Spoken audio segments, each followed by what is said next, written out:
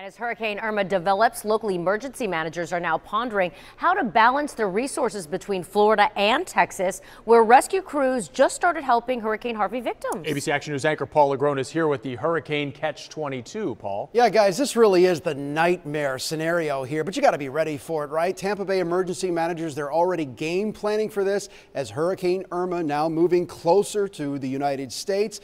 Local emergency teams still setting up in Texas, still there trying to help those folks out dealing with Hurricane Harvey. And the last thing they want is to be caught between two storms. Tonight in Texas, come hell or high water is no longer a choice. It's both at once.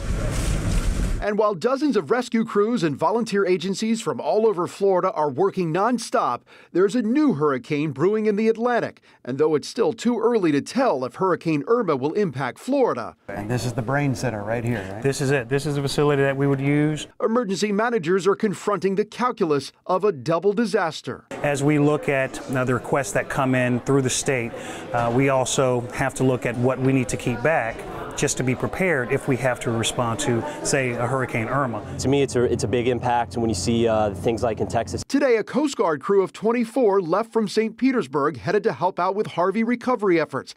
They join a crew from Clearwater already there, and that's on top of the local Salvation Army teams, the Duke Energy teams, and the hundreds of volunteers from Florida all converging on Texas. You got to come in big, and you got to be there right at the edge of the storm so you can come in as soon and go in and rescue people. And while the response has been overwhelming, former retired Lieutenant General Russell Honore, who commanded the Katrina response, says it has not been organized. I hope the guy in Miami and Tampa is not listening and watching this and think this is success, because it's not.